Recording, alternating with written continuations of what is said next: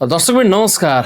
नेपालबाट 12.5 लाख रुपैयाँ जुन कुक भिजामा आउनको लागि बुझाउनु भएको एकजना व्यक्ति हाम्रो सम्पर्कमा आउनुभएको थियो र उहाँले आउनुभएको 6 महिना बित्दा पनि राम्रोसँग काम नपाउने, काम गरे तापनि तलब नपाउने वा भएन अब यो बाहेक अर्को काम गर्छु भन्दै काम खोज्दा पनि विभिन्न धम्की वा विभिन्न किसिमको समस्या उहाँले यो जिन्दगीभरि सामना नगर्नु भएको समस्या जापान आएर 6 महिनामा भोग्नु भएछ। यसै सन्दर्भमा हामीसँग हाम्रो सम्पर्कमा आउनुभयो र उहाँ भोलि नेपाल फर्कदै हुनुहुन्छ। किन नेपाल फर्कदै हुनुहुन्छ, उहाँले बुझाउनु भएको रकम के भयो, कति रकम उहाँले पाउनु भयो भएन वा अल्पत्र अवस्थामा नेपाल फर्कदै हुनुहुन्छ वा के भएर चाहिँ फर्कदै हुनुहुन्छ, बाँकी कुरा उहाँकै मुखबाट यो सम्पूर्ण कुराहरू सुन्नुहोस्।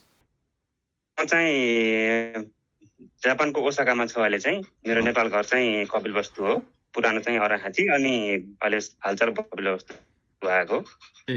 म चाहिँ विगत 6 महिनादेखि जापान महिना भयो म आएको। हजुर है, कुक भिसामा आएको सर। अनि तपाईलाई कुक भिजामा आउँदाखेरि लाग्ने लागत तपाईले कति तिरेर आउनुभयो?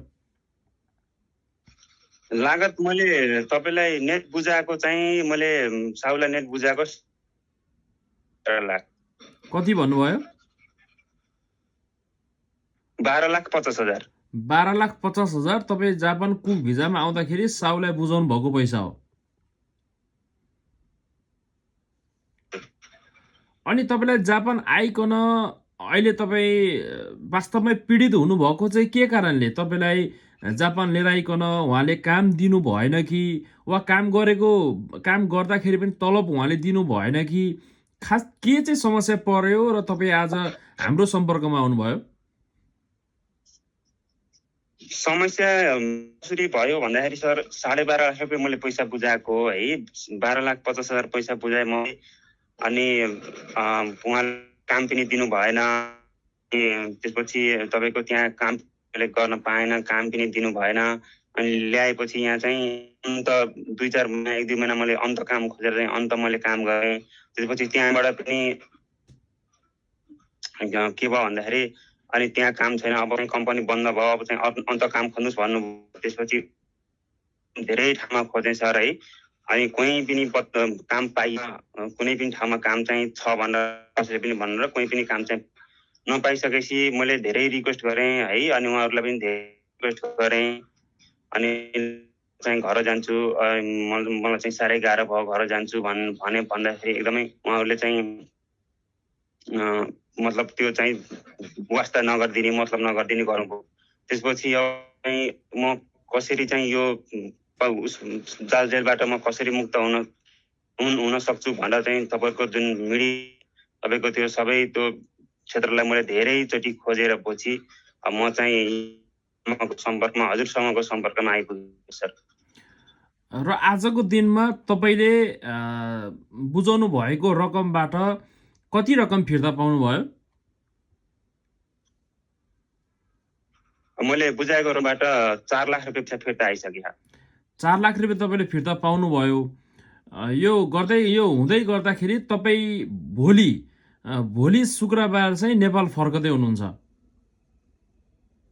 हजुर हजुर। बाँकी रहेको रकम के समझदारीमा चाहिँ दिन्छु भन्ने समझदारी भएको छ? बाँकी रहेको रकम तपाईँको एयरपोर्ट छिरिसकेपछि चाहिँ नेपाल पुगिसकेपछि पुग्नुभन्दा पहिले नै आइसक्छ भन्ने सहमति भएको छ। ओके, अहिले तपाईँले नगद 4 लाख रुपियाँ रकम पाइसक्नु भयो र अब बाँकी रहेको रकम तपाईँले चाहिँ नेपाल पुग्नु भए लगतै बाँकी रहेको पैसा चाहिँ तपाईँलाई लिएर आउने साउले फिर्ता गर्ने निर्णय भएको छ। हजुर हजुर हो सर। तपाईँ होइन जापानमै बस्छु म भन्ने सोच तपाईँको आएन? किन तपाईँ नेपाल फर्किने सोचमा तपाईँ पुग्नुभयो?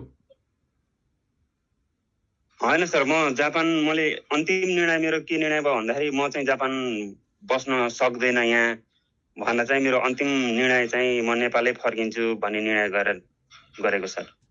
ओके, तपाईँको जुन हामीले तपाईँलाई सहयोग पुर्यायौँ 4 लाख रुपियाँ तपाईँले नगद पाउनुभयो र बाँकी रहेको नेपाल पुगेर पाउने जुन समझदारीमा हाम्रो तपाईँको वकिलसँग के अरे साउसँगको जुन यो समझदारी भएको छ यसमा तपाईँ सन्तुष्टि हुनुहुन्छ?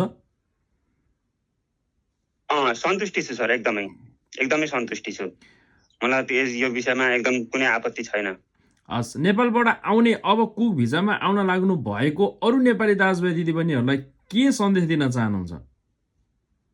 मैले के सन्देश दिन चाहन्छु भन्दाखेरि अब आउने सकेसम्म चाहिँ मैले यति भन्छु कि कुक भिसामा आउँदै नआउनु। पहिलो कुरा यदि तपाईँ आउन चाहनुहुन्छ, तपाईँसँग ल ठिक छ, तपाईँको साउले चाहिँ बोलाउँछन्, ल तपाईँको इच्छा नै जापान आउने छ भने एकदमै बुझेर आउनु होला। यो यति कुरा भन्छु कि मैले तपाईँले जुन जापान नेपालमा भनेको कुरा र जापान आएपछिको भगाइको कुरामा कुनै सत्यता छैन, पुरै उल्टो छ। यो चाहिँ सत्य छैन। मैले सकेसम्म चाहिँ यो भिसामा चाहिँ जापान चाहिँ नआउनुहोस् भनेर भन्छु। कुक मात्र भिसा होइन, कुक भिसा, ब्याचलर भिसा, अरू पनि कुनै पनि भिसा अहिलेको स्थितिमा सुरक्षित छैन। र यदि तपाईँ आउनुभयो भने होइन, यदि तपाईँ आउनुभयो, तपाईँको चाहनै छ भने धेरै चिज बुझेर बल्ल चाहिँ आउनु होला। त्यसै चाहिँ जापानमा चाहिँ त्यसै हाम चाहिँ नफाल्नु होला। एकदमै यहाँ आइसकेपछि यहाँबाट मुक्ति पाउन एकदमै गाह्रो छ, त्यति सजिलो चाहिँ छैन। जसलाई पनि नेपालबाट जापान जाँदाखेरि धेरै खुसी हुन्छन्, जो पनि आउन चाहन्छ। हेर्नुहोस्, पहिलो कुरा है। अनि यहाँ के हुन्छ, कुनै न कुनै साथी अथवा आफन्तीहरूलाई को सहयोग मार्फत आउने हो, कोही चाहिँ त्यसरी आउँदैन। आइसकेपछि उहाँहरूको आशले, उहाँहरूको भरोसाले नै आउने हो। उहाँहरूले मलाई सहयोग गर्नुहुन्छ, उहाँहरूले चाहिँ मलाई साथ दिनुहुन्छ भनेर। तर यहाँ आइसकेपछि के हुँदाखेरि बाउले आमालाई पनि चिन्दो रहन्छ यो ठाउँमा है। एउटा कुरा ल्याउने, आइसकेपछि त्यसपछि बाख्रा भेडालाई चाहिँ जस्तै छोडिदिने बाटोमा, जेसुकै गर भन्ने है, अनि धम्की दिने होइन, यस्तो गर्ने उस्तो गर तु भन्ने, दुनियाँ कुरा गर्ने, यस्ता समस्या धेरै नै छन् सर। यहाँ तपाईँले पाउनु भएको जुन समस्या छ, म बरु नेपाल फर्कन्छु, मलाई यो समस्याबाट उम्कनको लागि अरू ठाउँहरूमा पनि वा अरू त्यस्ता सङ्घ संस्थाहरू जापानमा हुनुभएका व्यक्तित्वहरूलाई तपाईँले कहीँ कतै बुझ्नुभएको थियो, यसो सहयोगको लागि अपिल गर्नुभएको थियो पहिला?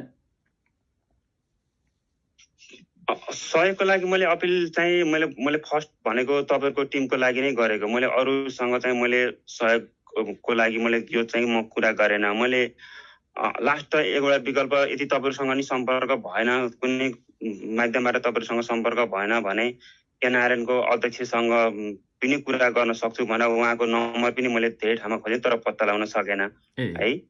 अनि अन्तिम विकल्प, त्यसपछि नि अन्तिम विकल्प के गर्ने भन्दाखेरि चाहिँ अब यो विषयमा नि केही पनि प्रगति हुन सकेन अथवा कन्ट्याक्ट हुन सकेन भने चाहिँ इमिग्रेसनमा गएर चाहिँ म आफै टिकट काटेर भए पनि नेपाल फर्किन्छु भन्ने सोचमा पुगेको थिएँ सर। तर तपाईँले हामीसँग सम्पर्क आउनु भए लगत्तै हामी तपाईँलाई जापान लिएर आइदिनु भएको साउसँगको कुराकानी भएपछि तपाईँलाई पैसा फिर्ता गरिदिने समझदारी भयो र भोलि नेपाल फर्कदै हुनुहुन्छ है, भोलि शुक्रबार? हजुर सर, हजुर। र अर्को कुरा म के भन्छ भन्दाखेरि लास्टमा यो जुन टिम छ नि, तपाईँहरूको टिमलाई मैले यति आभार व्यक्त गर्न चाहन्छु सर है। तपाईँहरूलाई मैले धेरै धेरै धन्यवाद दिन चाहन्छु। यस्ता साथीहरू नेपालबाट आएर दुःख पाएका धेरै साथीहरू छन्। त्यस्तो दुःख पाउनु भएको, तपाईँले एकदम अप्ठ्यारो पर्नु भएको छ भने यो टिमलाई सम्झिनु होला, तपाईँलाई पक्कै पनि सहयोग मिल्नेछ यसबाट भन्ने चाहिँ म आशा राख्छु। यहाँलाई धेरै धेरै धन्यवाद टिकाजी। हस् सर।